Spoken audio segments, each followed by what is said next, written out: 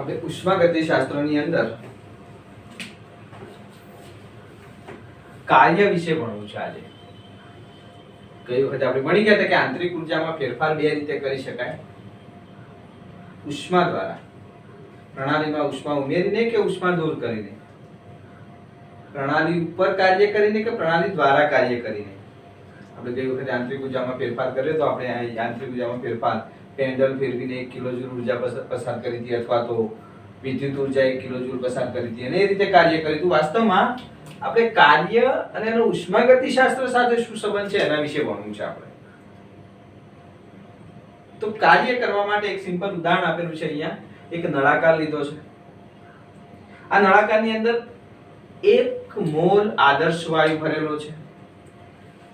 સરળતાથી ખસી શકે એવું ઘર્ષણ રહિત પિસ્ટન મૂકેલું છે આપણે. એનું શરૂઆતનું કદ vi છે. શરૂઆતનું કદ vi, ઇનિશિયલ, પ્રારંભિક vi. હવે આ વાયુની અંદરનું જે દબાણ છે એને P કહીએ, અથવા તો P in પણ કહેવાય. P in બોલો, P I બોલો, અથવા તો P બોલો, અંદરનું દબાણ. અને જે બહારનું દબાણ છે P એક્સટર્નલ. ધારો કે P એક્સટર્નલ, બહારનું દબાણ વધારે હોય P in કરતા, ઇન્ટરનલ દબાણ, અંતરના દબાણ, જે આંતરિક દબાણ છે એના કરતા બાહ્ય દબાણ વધારે હોય તો શું થાય? તો કે સાહેબ આ બહારનું દબાણ વધારે હોય તો આ પિસ્ટન અંદરની તરફ જશે. એનો મતલબ કે વાયુનું સંકોચન થશે. પણ માની લો કે સાહેબ આ અંદરના જે દબાણ કરતા બહારનું દબાણ ઓછું હોત તો કે સાહેબ અંદરનું દબાણ વધારે હોય, બહારનું દબાણ ઓછું હોય તો પિસ્ટન બહારની સાઈડે આવશે. અને પિસ્ટન બહારની સાઈડે આવશે તો શું થશે? તો કે સાહેબ વાયુનું વિસ્તરણ થશે. ટૂંકમાં વાયુનું સંકોચન થાય કે વાયુનું વિસ્તરણ થાય એ કેવી રીતે ખબર પડે? તો કે જો સાહેબ બહારનું દબાણ વધારે હોય અંદરના દબાણ કરતા તો વાયુનું સંકોચન થાય. અને વાયુનું સંકોચન થાય એટલે વાયુનું જે પ્રારંભિક કદ હોય એના કરતા અંતિમ કદ કેવું થઈ જાય? ઘટી જાય. ટૂંકમાં વાયુનું કદ ઘટે એનો મતલબ સમજવાનો કે વાયુ ઉપર કાર્ય કર્યું, મતલબ આપણે આ પ્રણાલી ઉપર કાર્ય કરીશું. પણ માની લો કે વાયુનું કદ, પ્રારંભિક કદ ઓછું હોય પણ ધીમે ધીમે વાયુ વિસ્તરણ પામે અને વાયુનું કદ વધે. વાયુનું કદ વધે તો સમજવાનું કે વાયુ વડે કાર્ય થયું છે, વાયુ દ્વારા કાર્ય થયું છે. અને આપણે આગળ જોઈ ગયા હતા કે વાયુ ઉપર કાર્ય કરવામાં આવે, વાયુ ઉપર કાર્ય કરવામાં આવે તો કાર્યનું મૂલ્ય ધન લેવાનું, અને વાયુ દ્વારા કાર્ય થાય તો કાર્યનું મૂલ્ય માઈનસ લેવાનું. આ ખાસ વસ્તુ યાદ રાખવાની છે. શું? વાયુ ના બોલું તો પ્રણાલી ઉપર કાર્ય કરો તો W નું મૂલ્ય પ્લસ, અને પ્રણાલી દ્વારા કાર્ય કરો તો W નું મૂલ્ય માઈનસ લેવું. કારણ કે આપણે ઉષ્માગતિશાસ્ત્રના પ્રથમ નિયમની અંદર ડેલ્ટા U બરાબર Q + W સૂત્રની અંદર Q પ્લસ ક્યારે લેવો, W પ્લસ ક્યારે લેવો, માઈનસ ક્યારે લેવો એ આપણને ખબર હોવી જોઈએ. તો આપણે એકદમ કાર્યની સીધી વાત કરું તો મેં પહેલા જ કીધું કે કાર્ય પ્રણાલી વડે કાર્ય થાય, પ્રણાલી દ્વારા કાર્ય થાય તો W માઈનસ લેવાનું, અને પ્રણાલી ઉપર કાર્ય થાય તો W નું મૂલ્ય ધન લેવાનું. તો આપણે કાર્ય વિશે ભણવું છે. અહીંયા આપણી ટેક્સ્ટબુક ની અંદર સંકોચનની વાત કરી છે. તો એક નળાકાર છે, નળાકારની અંદર 1 મોલ આદર્શ વાયુ ભર્યો છે, ઘર્ષણ રહિત પિસ્ટન, એનું બહારનું દબાણ અંદરના દબાણ કરતા વધુ છે. બહારનું દબાણ વધુ છે સાહેબ, એનો મતલબ કે શરૂઆતમાં ધીમે ધીમે પ્રારંભિક કદ vi હશે, પિસ્ટન અંદર ખસતો જશે, અંદર ખસતો જશે. ક્યાં સુધી ખસશે? તો કે સાહેબ અંદરનું દબાણ અને બહારનું દબાણ સમાન થાય ત્યાં સુધી ખસશે. અને એ ખસી અને અહીં પહોંચી ગયો અને એનું અંતિમ કદ મળી ગયું આપણને vf. અને vf વખતે બંને દબાણ કેવા થઈ ગયા? સરખા થઈ ગયા. તો બોલો vi થી vf સુધીનું અંતર કાપ્યું એમને, l જેટલી લંબાઈ જેટલું અંતર કાપ્યું. બીજું આ જે નળાકાર છે એનું આડછેદ, એનો જે આડછેદ છે એ a છે. આ નળાકારનો જે આડછેદ એ કેટલો છે? a આડછેદ છે નળાકારનો. કદમાં થતો ઘટાડો કેટલો? કે સાહેબ અંતિમ માઈનસ પ્રારંભિક એટલે vf માઈનસ vi. ટૂંકમાં આટલી માહિતી આપણી બોર્ડ જોડે છે. પ્રારંભિક કદ vi, અંતિમ કદ vf, ક્ષેત્રફળ a. કેટલું ક્ષેત્રફળ છે આ? a જેટલું ક્ષેત્રફળ છે તો કદમાં થતો ફેરફાર કેટલો? તો કે સાહેબ કદમાં થતો ફેરફાર અંતિમ માઈનસ પ્રારંભિક ડેલ્ટા v બરાબર vf માઈનસ vi. બીજી રીતે આપણે સીધી ભૂમિતિના સંદર્ભમાં વાત કરું તો લંબાઈ ગુણ્યા ક્ષેત્રફળ, લંબાઈ ગુણ્યા ક્ષેત્રફળ.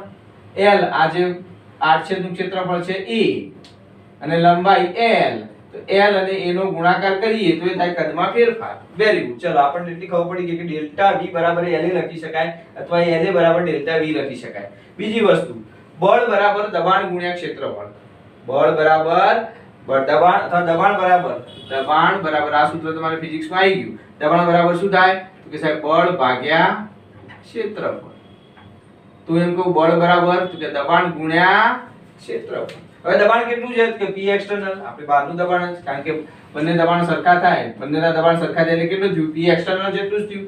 મતલબ P એક્સટર્નલ ઇન્ટુ ક્ષેત્રફળ કેટલું? આપણું આ સૂત્ર છે બળ બરાબર દબાણ ગુણ્યા ક્ષેત્રફળ. દબાણ કેટલું લઈશ? P એક્સટર્નલ ક્ષેત્રફળ A. ચલો P એક્સટર્નલ ક્ષેત્રફળ A.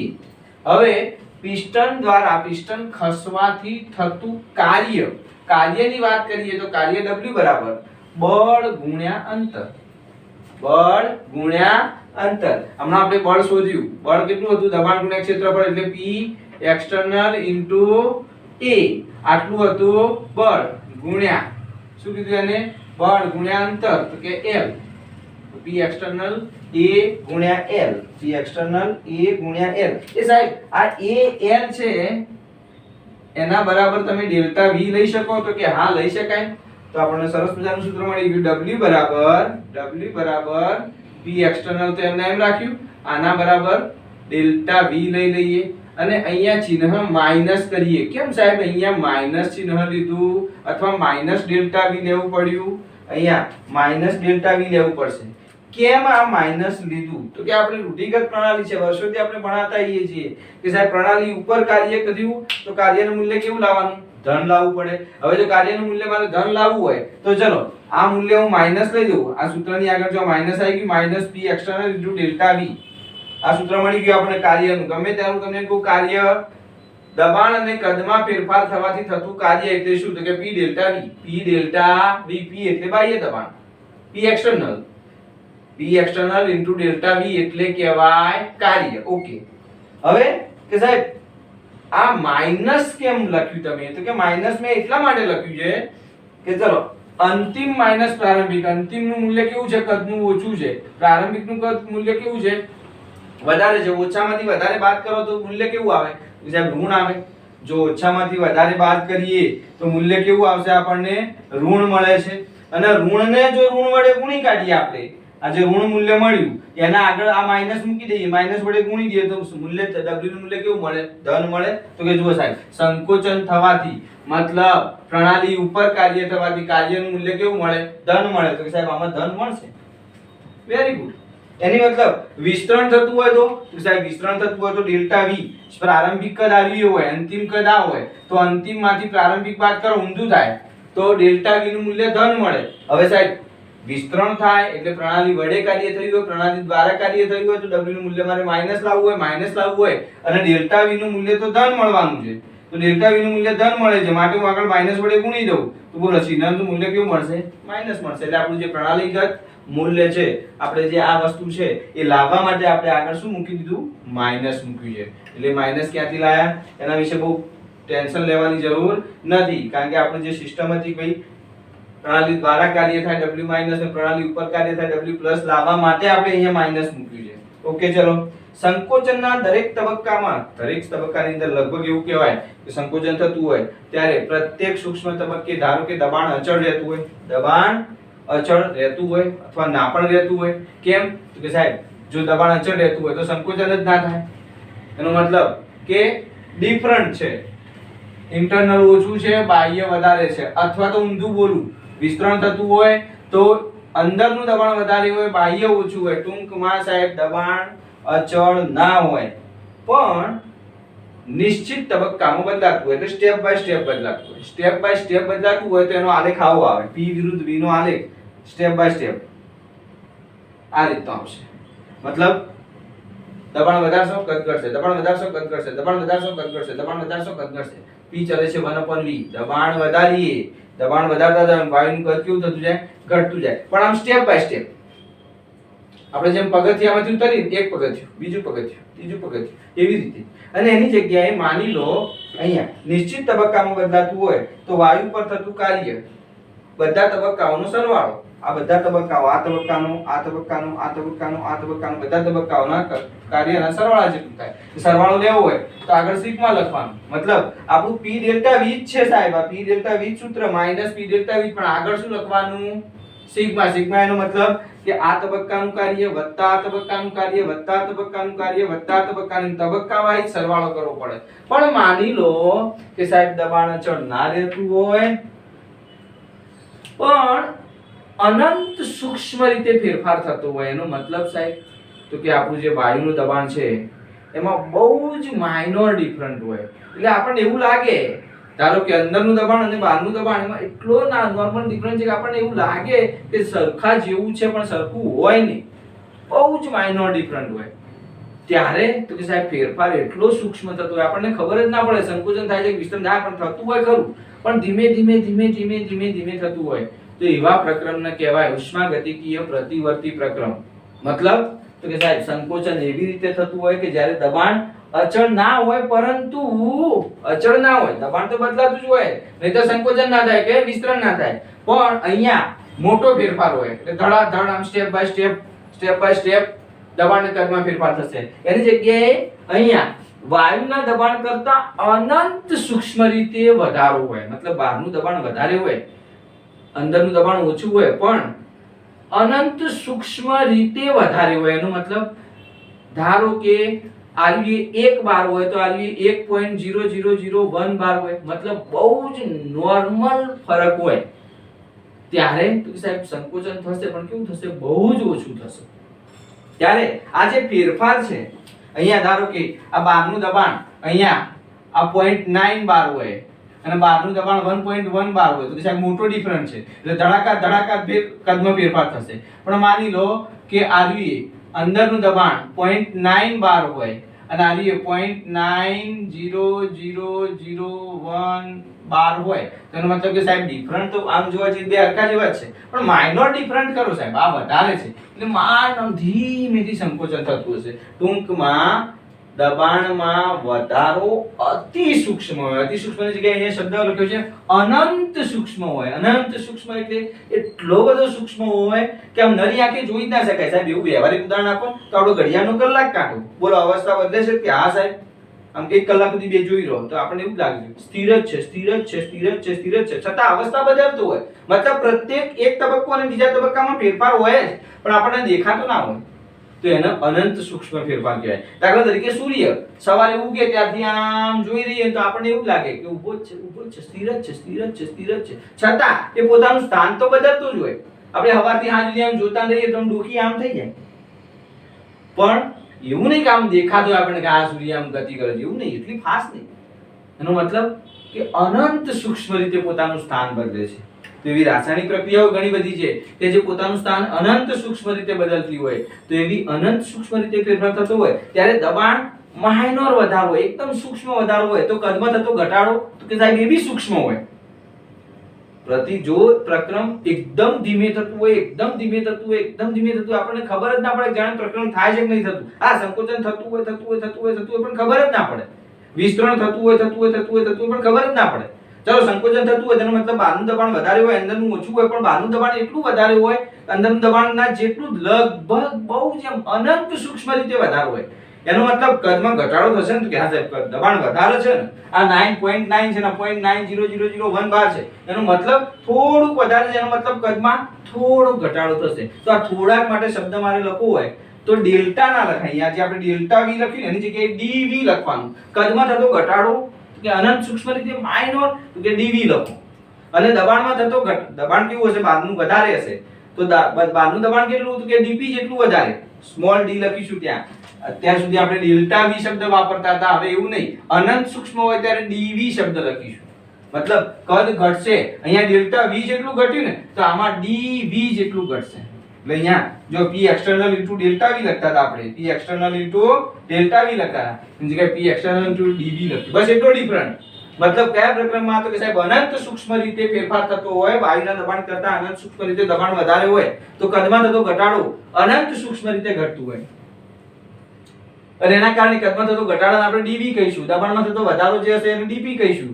તો બોલો સૂત્ર શું બનશે? તો કે w બરાબર પ્રારંભિક vi અંતિમ vf.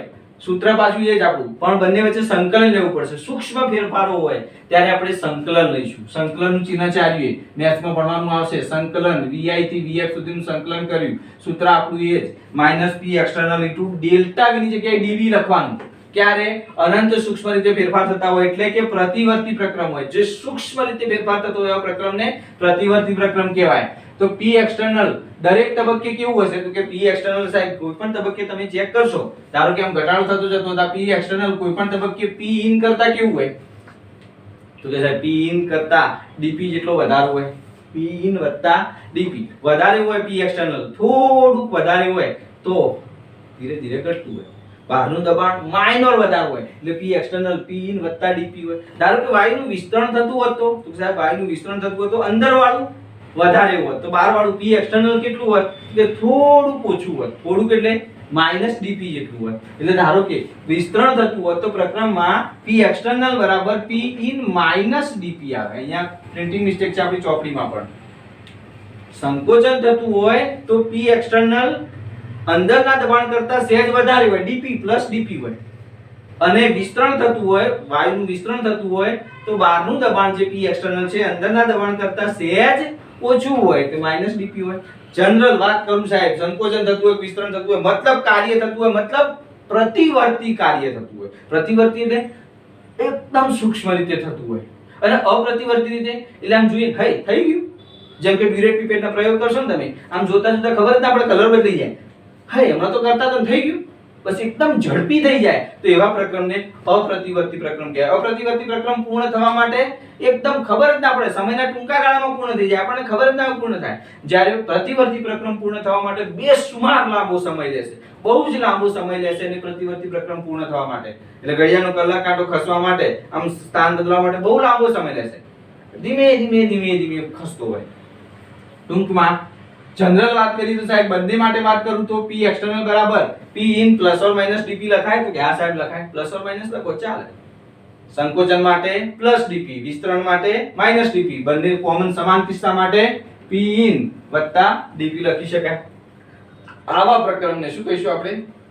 પ્રતિવર્તી પ્રકરણ કહીશું. ઇન શોર્ટ અહીંયા p external લેતા હતા સાહેબ, અહીંયા p in +or- dp લઈશું. મતલબ p external જ લેવાય. p external માં પણ માઇનોર ડિફરન્ટ હશે, અહીંયા મોટા ડિફરન્ટ આવશે એટલે અહીંયા ડેલ્ટા v લેવું પડશે, અહીંયા dv લેવું પડશે. એટલે આનું સૂત્ર આવું થશે. જુઓ, પ્રતિવર્તી પ્રકરણની પહેલા વ્યાખ્યા લખી દઈએ તો કે સાહેબ પ્રણાલીની અવસ્થા ખૂબ જ ધીમા વેગે બદલાતી હોય. આપણને ખબર છે કે પ્રણાલી ઘડિયાળ કાંટો ખૂબ જ ધીમા વેગે બદલતો હોય ત્યારે પ્રણાલી અને પર્યાવરણ વચ્ચેનો ફેરફાર, મતલબ જે પહેલી અવસ્થા અને બીજી અવસ્થા વચ્ચેનો ફેરફાર કેવો હશે?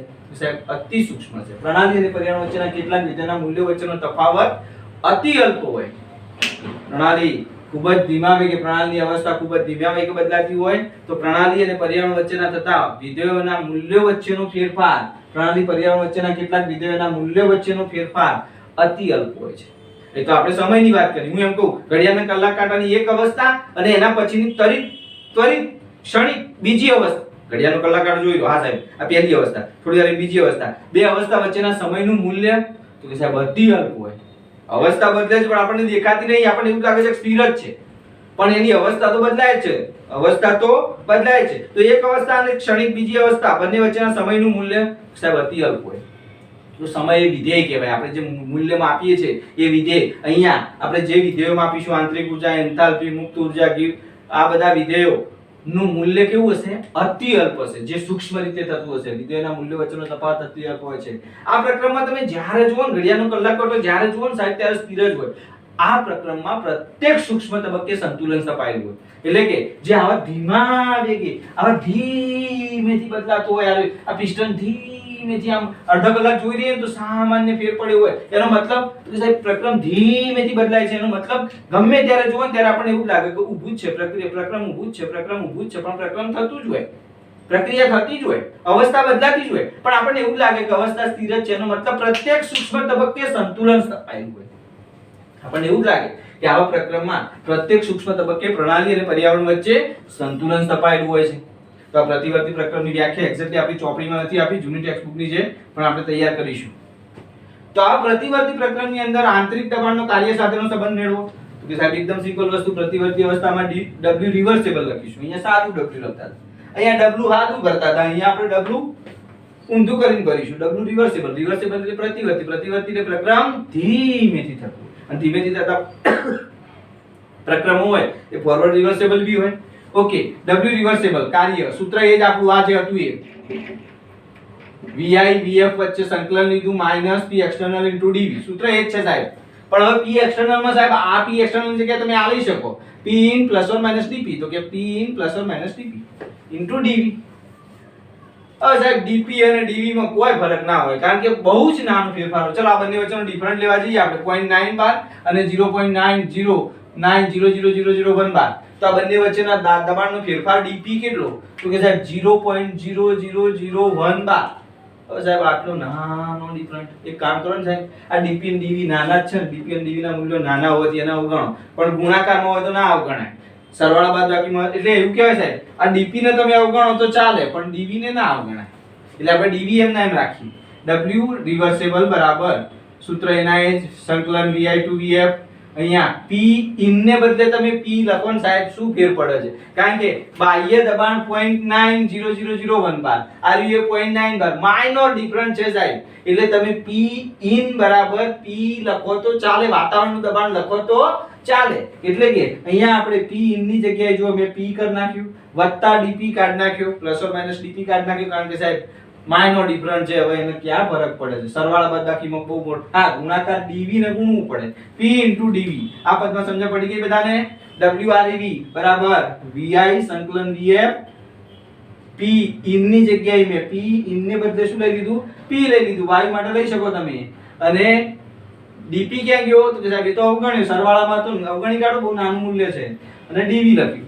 એ હવે આદર્શ વાયુ સમીકરણ, 1 મોલ આદર્શ વાયુ માટે, n મોલ આદર્શ વાયુ માટે PV બરાબર nRT સૂત્ર આપણે ઘન અવસ્થાની અંદર દ્રવ્ય અવસ્થા ચેપ્ટરમાં સૂત્ર સાબિત કરીશું આપણે. આદર્શ વાયુ સમીકરણ કહેવાય PV બરાબર nRT, n મોલ વાયુ માટે. તો અહીંયા હું P ને કરતા કરું, આપણે અહીંયા P લાવો છે ને, તો P ને કરતા કરું તો બોલો શું થાય? nRT/V થાય. P બરાબર nRT/V. તો કે જો સાહેબ આ P ની જગ્યાએ n મોલ આદર્શ વાયુ માટેનું આદર્શ વાયુ સમીકરણ PV બરાબર nRT માં P બરાબર nRT/V મૂલ્ય મૂકી દઈએ. તો કે જો સાહેબ આ સૂત્ર W રિવર્સિબલ બરાબર માઈનસ W રિવર્સિબલ બરાબર માઈનસ, અહીંયા માઈનસ રહી ગયું છે સોરી, માઈનસ VI/VF, VI/VF સંકલન. અહીંયા શું કર્યું? P ની જગ્યાએ nRT/V મૂકી દો, તો કે nRT/V, આ dV/V, તો કે આ વિકલન થઈ જશે, આનું સંકલન થઈ જશે. આ સંકલનનું ચિહ્ન કાઢી નાખવું હોય, આ ચિહ્ન મારે કાઢી નાખવું હોય તો અહીંયા ln નેચરલ લોગ આવી જાય, અને dV/V નું વિકલન કરીએ તો VF/VI આવે. તો આ બધું આ સંકલન વિકલન કાઢી નાખ્યું, સંકલન કાઢ્યું તો નેચરલ લોગ આવી ગયું. આ nRT minus nRT ln VF/VI.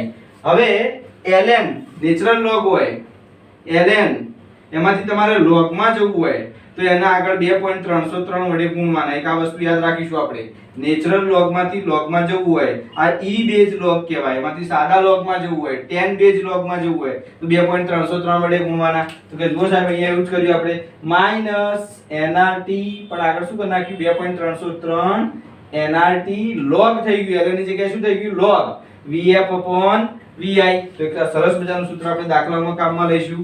પ્રતિવર્તી પ્રક્રમમાં W reversible થતું કાર્ય જણાવો.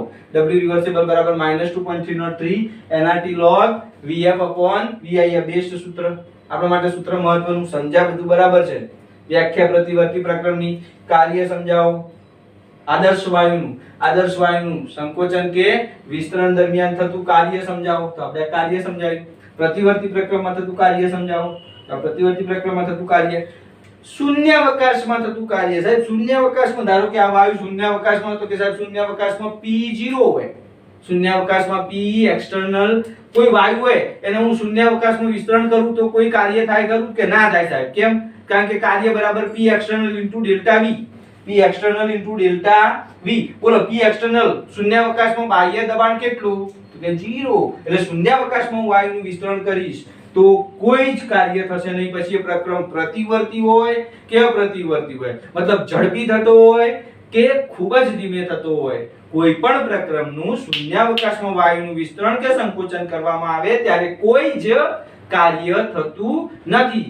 પરંતુ એટલે કે W બરાબર P external into delta V, તો એમાં P external 0 છે.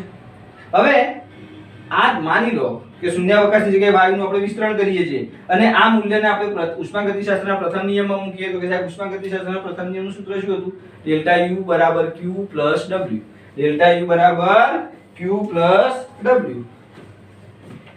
આપણી જોડે ઉષ્માગતિશાસ્ત્રનો પ્રથમ નિયમનું સૂત્ર છે ડેલ્ટા U એટલે આંતરિક ઊર્જાનો ફેરફાર Q પ્લસ W. W બરાબર P external into delta V minus P external into delta V.